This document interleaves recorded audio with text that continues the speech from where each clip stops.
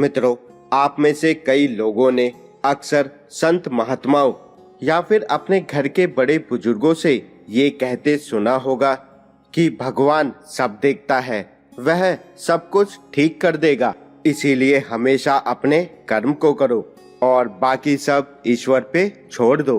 लेकिन मित्रों, इस सांसारिक जगत में कई बार जीवन हमें एक ऐसे मोड़ पर लाकर खड़ा कर देता है कि वहां पर कुछ भी समझ नहीं आता।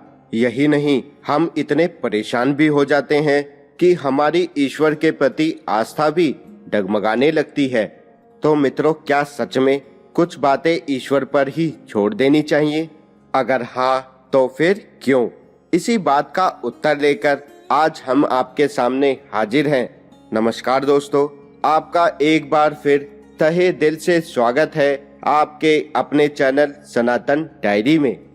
मित्रों, कभी कभी हमारे जीवन में कुछ ऐसा घटित होता है जिसके घटित होने की कल्पना भी हमने कभी नहीं की होती। उदाहरण के तौर पर हमारा जब कोई बहुत ही खास हमें छोड़कर चला जाता है जिसे हम बहुत ही प्यार करते हैं, या फिर कभी हमारा कोई प्रिय हमारा अपमान कर देता है जिससे हमें कभी भी ऐसी उम्मीद नहीं थी। ऐसी स्थिति हमारे लिए बहुत ही दुखदाई होती है। या फिर हमारे जीवन में कुछ ऐसा घटित होता है कि हमें लगता है कि हमारा जीवन व्यर्थ है, अब हमारे जीने का उद्देश्य खत्म हो चुका है। मित्रों, ये हमारा मानवीय स्वभाव है कि हमारे जीवन में जब सब कुछ अच्छा चल रहा होता है तो हम उसमें इतना मग्न होते हैं कि हमें और कुछ भी ध्यान नहीं रहता। लेकिन ठीक उसके विपरीत कुछ ऐसा जीवन में घटित हो जाता है कि जिसके बारे में हमने कभी नहीं सोचा होता, तो हम मनुष्य बहुत ही विचलित हो जाते हैं। मित्रों, हम अपने दुखों को दूसरों के सामने प्रकट करने लगते हैं और कई बार दुख इतने अधिक होते हैं कि मनुष्य नियति को कोसने लगता है। पर मित्रों, ऐसा नहीं होना चाहिए।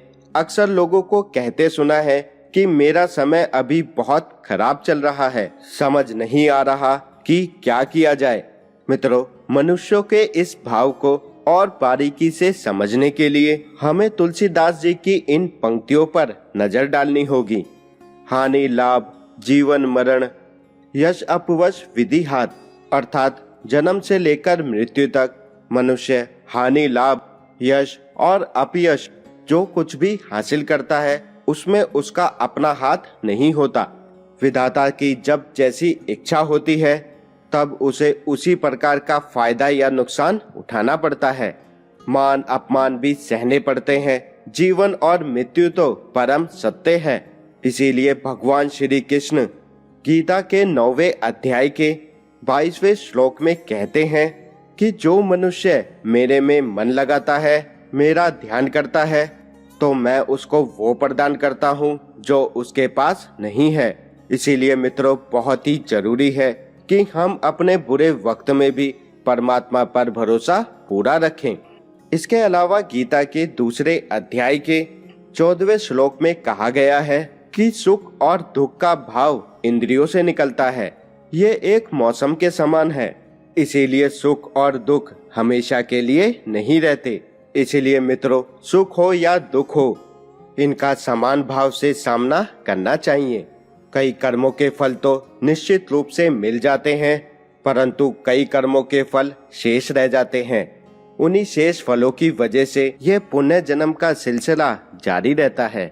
लेकिन कर्म का ये सिद्धांत अटल है कि कोई भी कर्म अच्छा हो या फिर बुरा, उसका फल अवश्य मिलता है। तो संभव है कि आपको उसका फल इस जन्म में ना मिलकर आपके अगले जन्म में मिले। उदाहरण के लिए, यदि आपके पेट में दर्द हो रहा है और आपने उसकी दवाई ले ली है तो आपको कुछ ही क्षणों में आराम मिल जाएगा। लेकिन अगर आपने किसी के साथ मारपीट की है या फिर उसका अपमान किया है तो ये जरूरी नहीं कि आपको उसकी सजा तुरंत मिल जाए। हो सकता है कि इसकी सजा के लिए कई महीने या फिर वर्ष लग जाएं। इसीलिए कभी भी आपके जीवन में कोई भी विकट समस्या आन पड़ती है जिसका कोई भी समाधान आपको ना दिख रहा हो, तो उस वक्त मित्रों, धैर्य को धारण करते हुए सब कुछ ईश्वर पर छोड़ देना चाहिए, क्योंकि कब क्या और कैसे होगा ये कोई भी कभी भी नहीं जानता। लेकिन मित्रों, आप एक बात का हमेशा ध्यान रखें कि आप कभी भी अपने मन, वचन और कर्म से कभी भी किसी का भी बुरा ना करें। मान लीजिए कभी किसी ने आपका अपमान किया या फिर आपको अपशब्द बोले या फिर कभी किसी ने आपको धोखा दिया हो, तो भी आपको उसका बुरा करने की बजाय सब कुछ ईश्वर पर छोड़ देना चाहिए। क्योंकि मित्रों, जब भगवान न्याय करते हैं तो पूरी दुनिया देखती है। कर्म करो, फल की इच्छा मत करो। भगवान श्री कृष्ण के द्वारा इस वचन को कहा गया था। क्योंकि मित्रों, कई बार इच्छानुसार फल ना मिलने की वजह से आपको दुख का सामना करना पड़ता है। हम मनुष्यों को लगता है कि मैंने तो सब कुछ सही किया था, सबके लिए अच्छा किया था, तो फिर मेरे साथ बुरा क्यों हो रहा है। क्योंकि मित्रों, ये जरूरी नहीं कि जिस इच्छा के फलस्वरूप हमने कार्य किए हैं वह कर्म हमारी नजर में तो हमारी इच्छा के अनुरूप ही किया जा रहा था, पर क्या पता वास्तव में ऐसा ना हुआ हो। या फिर ऐसा भी हो सकता है कि हमें पूर्व जन्म के उन कर्मों का फल मिल रहा है जो आज हमें याद भी नहीं। इसीलिए मित्रों, भगवान श्री कृष्ण जी के द्वारा फल की इच्छा ना करने के लिए कहा गया है, ताकि अच्छा हो तो अहंकार ना हो और बुरा हो तो दुख ना हो।